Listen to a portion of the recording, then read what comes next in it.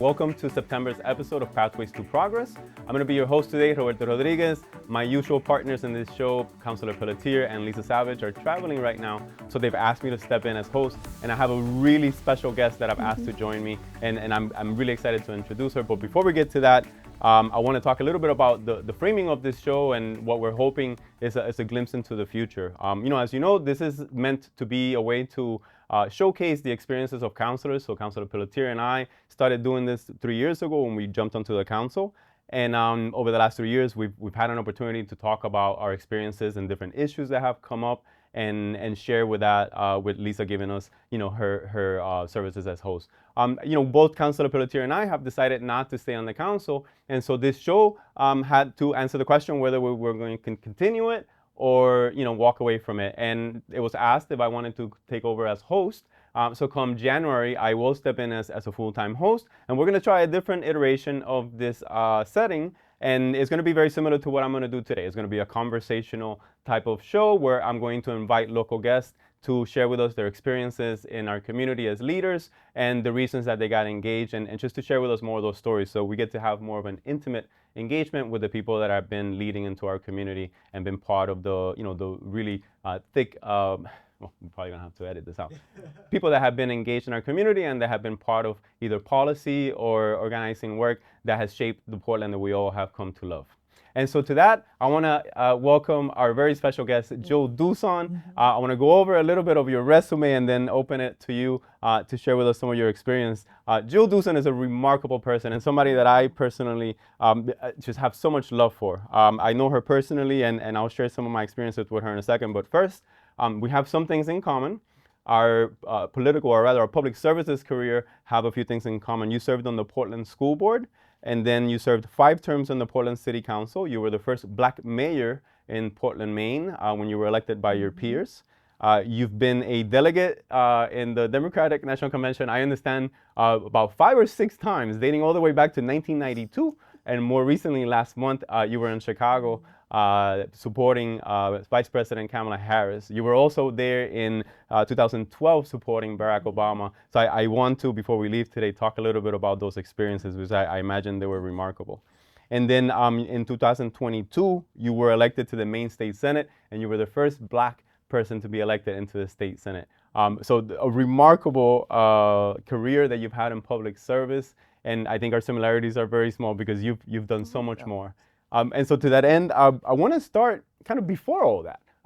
Tell us a little bit about what got you initially interested in public service. I've heard you describe it as something that you are addicted to and that you really sincerely love to do.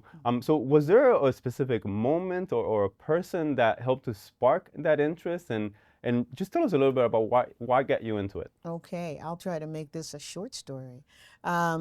So in telling this story, I'll be dating myself. So I'll admit right up front, I'm 70 years old. And when I was young, in Chester, Pennsylvania, the adults around me organized, as the midst of the civil rights movement, our schools were segregated. Yes, in Chester, Pennsylvania, our schools were segregated. And the adults around me organized to do something about that because the resources available to the schools where most of the BIPOC kids were going were much worse than one quick example. There was about 400 kids in our school, 3-story old building, 1 set of bathrooms on the first floor. So our schools were in pretty bad shape. Our parents started demonstrating. They got folks involved. You hear all the stories about dogs and fire hoses. I don't think they actually used fire hoses, but there was definitely a lot of hitting people over the head and arresting folks. And Violence. Yeah. they, over about 2 years of demonstrations, desegregated order from the Pennsylvania Human Rights Commission to desegregate our schools. I was about 10 by the time that actually happened, and I was a group of the first kids who were sent across town to the white elementary school. I always have that in my head, that watching these adults get mad and get busy about doing something about it just inspired me and convinced me, and in many ways I think required me to use the education that I got as a result of that, and many other people who stepped in to make sure that doors that were open for me did not close behind me. So, That's, I love that you can connect that, experience with what has been a career in public service. I think longevity, right? To be able to do this work for a long time, your heart has to be in it. Yeah. There has to be something that really draws you to it. And for you, it's that, right? Like that's that search for, for justice and for equality. Over that span of time, you've seen, that so many things change. Yes. Right? You've seen different issues come up. The way that people engage with public officials has changed. We've seen both, the rise of, the internet, of course, and social media. We, of course, now have, our meetings are virtual, so people are logging in from literally all over the country, if not the world, to watch us, and email. So things have really changed. What do you think has been the biggest challenge, perhaps, of how the world has changed and how you have adapted as a public service person, a person that's interested in serving your community? How do you think change has, have you dealt with it? I think that I have always tried to be a listener and the hand raiser.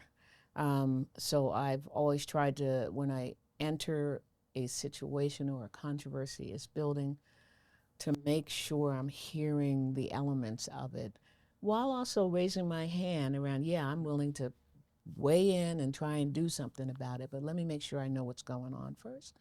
And the thing I would say, I would point out as having changed so much is, and it might be just because I'm getting older, people are just not as nice as they used to be.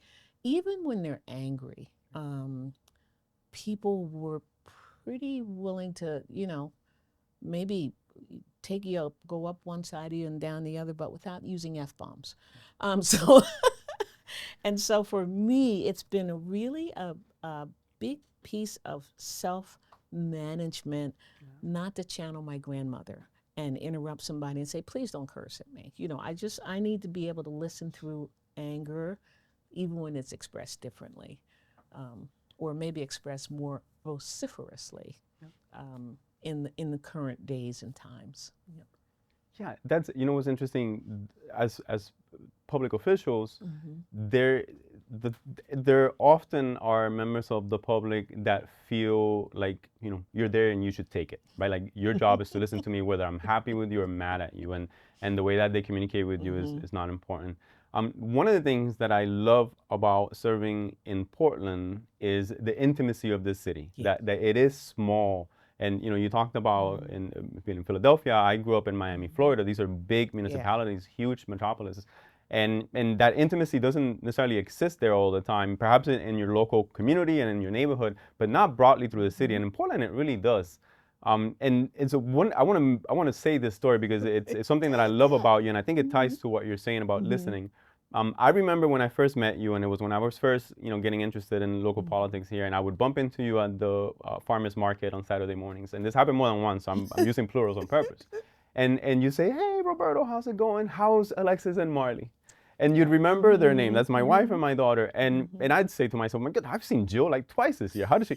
But it goes back to what you're saying, like being a good listener. And this is something silly. This is just my wife's name and my daughter's name. But that goes into talking to constituents about issues. And you start to build this repertoire of understanding what the community is. And then we talked about it changing over time and the way that people talk with us. It's impossible to ignore that as minorities, we also have a unique lens into how people talk with us. I'm sure you've experienced harassment and you've probably felt like you've been treated wrongly in terms of being harassed because of your race. I wish I would have kind of talked a little bit about this before, but one thing that I love about you, and I've tried to mirror this in my public service, I try to avoid this identity politics, right? I think I recognize what I've done as a Latino in this community in being the first and second elected to public office, but I'm really cautious about the idea of monolith, right? That communities are being represented by one person. So can you talk a little bit about that, specifically the lens of being a black woman in a majority white community, and how did that influence any of your experiences? If you can talk about it briefly, Well, unfairly. I certainly have had my run-ins or people running after me. I can remember walking down the street early in my life in Portland and some young men in a red truck coming by yelling out the N word at us. And I'm on the street with my child. And so there's that extreme to ways in which when I'm in a conversation, I think people are dismissing my opinion because they don't. One of the very last things I say about myself is that in my real life, the life that helps me buy my house and feed my children and send them to college, is I'm an attorney. I'm a retired attorney. I spent most of my career working in public service for the state, in my early career actually for the utilities. But it's not something that I talk about because I don't like the way in which people change how they talk to me when I mention that. But then there are times when I feel like people are dismissing my opinion as though it can't possibly be informed. And so there are those issues.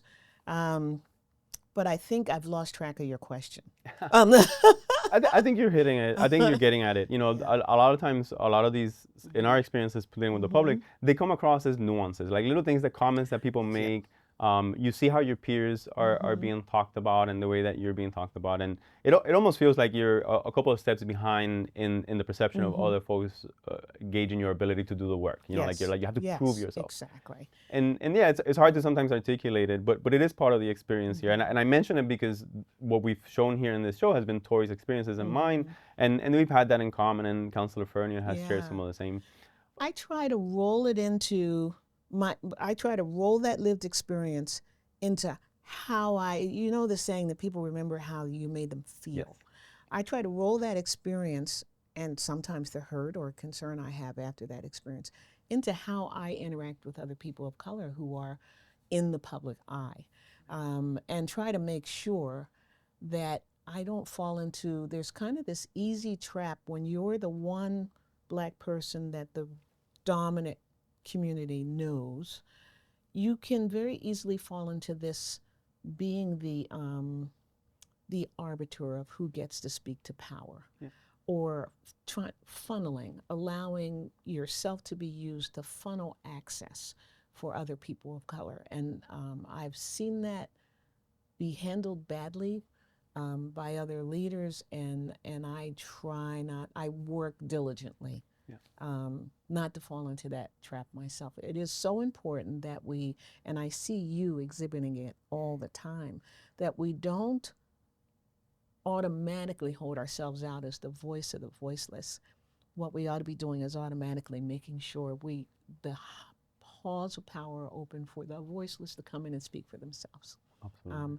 So even in my more recent service in the State House, it's been about how do I reach out, make sure people know about events or bills, and come if you can, because I recognize everybody can, take off on the work day and come to Augusta to testify on a bill. But this house is yours. No matter what your color, what's your culture, what's your economic status, this house is yours. And we should be listening to the people. The other thing I'd throw in there is I am fond of telling in new conversations with people that you can influence what goes on in Portland if you show up at the second meeting, and you probably can influence it in the first meeting. But if you show up the second time, you're going to be able to get your fingerprints on whatever comes out of that council. And I think as a result, we get better public policy decisions. Even when we're fighting with each other, we get better public policy decisions. No, absolutely. I agree 100%. And I love what you said there because, often our lived experiences, the way that we use that to help either policy making or any other discussion in the council, from the outside looking in, people expect you, oh, well, that lived experiences is going to guide that person's, point of view. And in fact, it more guides the way that we approach it. So you're keenly aware that there are people in our community that don't have access to information, that need us to go out there. And it's not that you're expecting to be the spokesperson for them, but quite the opposite. The person that reminds that there's other people out there with different experiences. And just that reminder, you don't have to come up with a solution. Right. Just inject that into the questions, right? We talked about asking questions. Inject that as a question. Hey, how are we doing outreach over here? How are we engaging here? And those questions can go such a long way. And I'll tell you this, because of years of people doing what we just articulated, it almost now we're getting to a point where it's by default, we're looking at engagement differently. Yes. So automatically, I don't have to ask staff anymore, do we have translators? Have we reached out to community? Yes. Check boxes have already been there. Now we're getting to more deeper. How substantive are these discussions? How are we using the feedback? How are we implementing it into decision making? So we've kind of passed the first hurdle of, defaulting to making sure we're doing it. And again, I think that people like you have really paved the way and have set the foundation for that to be the case today. And it's not picked up in policy and it's not picked up on votes, but it does have an impact in how this city has been shaped. So thank you once again. You're embarrassing me. I'm blushing, That's what I would do. It's 30 minutes of embarrassing guests. That's going to be the show. So I want to fast forward to more present times. We talked a little bit about your experience at the Democratic National Conventions. Oh my God, I wasn't even aware of it. Right before the show, you corrected me as far back as 1992. Yes. With a young child at hand, you were already participating in the conventions. Tell me a little bit about those experiences, and then bring me all the way back to 2024, last month in Chicago, supporting their Vice President Kamala Harris. You've seen so many different iterations of these conventions. They probably are all equally, remarkable. But share with me what that's been and what your experience has been like. I think a lot of it's in my head through the lens of what I believe my son saw. So in '92, I had my fresh new baby. He was 4 months old. He was still nursing, and so they had to let me take him in on the floor. It's very hard to get on the floor if you're not a delegate. And so I went to the convention. He's 4 months old, Nathan Davis. If those of you who don't know, that's my baby because our last names are different. And that was the year that Jesse Jackson was running, I think for the second or third time. Paul Songus, which many people who are not in my generation probably never heard of. Governor from Massachusetts. Anyway, it was probably 5 people running for the nomination, and it was an incredibly busy convention. And Portland is just so, well, actually it wasn't Portland, it was Hallowell, but Maine is just so all over the place. We had delegates for every one of those 5. It was a very exciting convention, and the speeches were just amazing. And I'll tell you real quick, I went to powder my nose and getting on the floor and off the floor is very difficult. So I left the baby with his father, who was at the convention with us. I come back and I'm like, where's my baby? Democrats, of course. He's over in Michigan. Googling, the ladies are passing him around. And so that's my memory of the first convention. There are a couple in between, but from the lens of my son, of trying to raise a strong young man who feels like he has the right to be engaged. We were at the Boston Convention where Senator Obama spoke, then state senator, national senator, because he served both in the state legislature and in the Senate in D.C.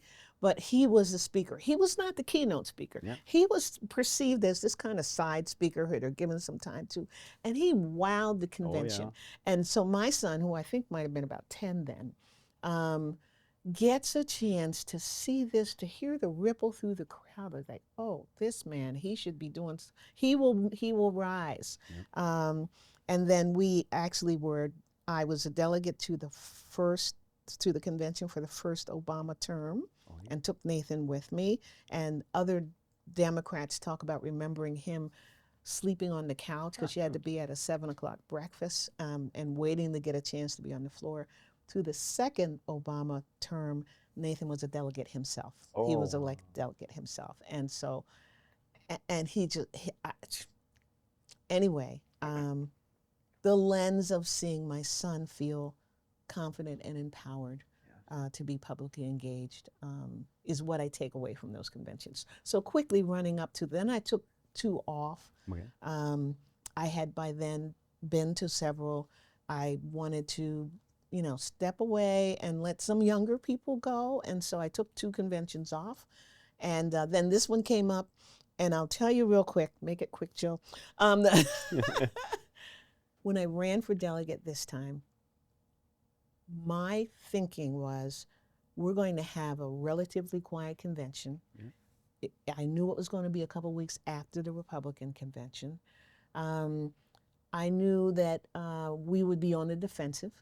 And I felt like we old school Democrats need to damn well show up for Joe Biden.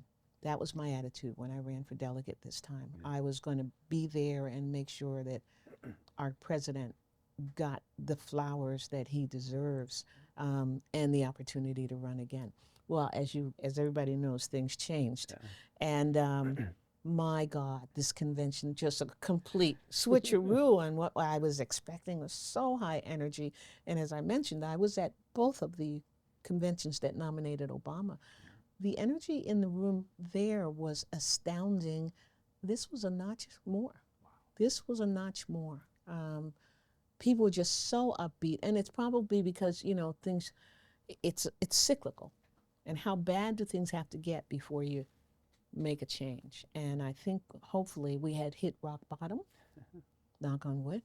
But it was very exciting being there. And amongst all, people keep asking me which speeches did I like most. And there's the usual.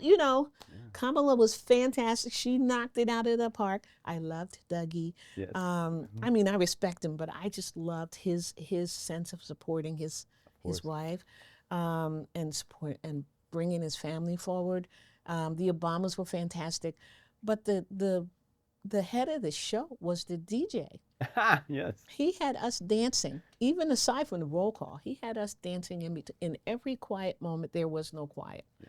Well, I was busting my moves the whole time. That's awesome. That was phenomenal to hear that. First of all, giving us the history and the timeline through Nathan's perspective. You must be incredibly proud of giving him that opportunity and then having him be a delegate himself. That's remarkable. He's such a good man, my son. We talked earlier about when the public engages with us, they see, all they see is the title, right? They see a counselor or public servant, and we are normal people with families and children, and our children are going through this, and our spouses go through this experience with us.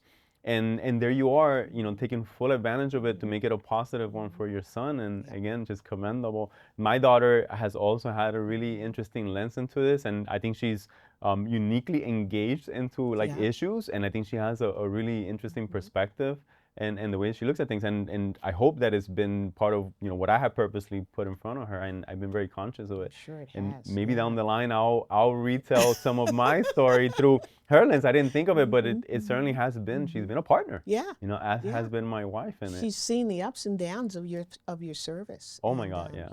You want them to come away from that feeling empowered to serve themselves and knowing that they can do it, and they can be themselves when they do it. Absolutely, yeah, absolutely. And going back to the convention, I've never attended one in person, and it's certainly something that I'd love to do in the future. And I think this one was a huge miss on my part, because this seemed to be the one to be at.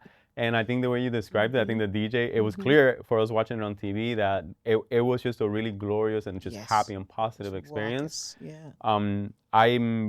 I have been really kind of sour on the entire situation and what the Democratic Party had been able to round up as support, and this really felt like a writing of things, right? Like they really hit high gear, and things, we're September, a few months before the election, but it really does seem like there's momentum here and support, and old established politicians like us are stepping up, and there's this young wave of 20-year-olds and people, so we have this multi-generational.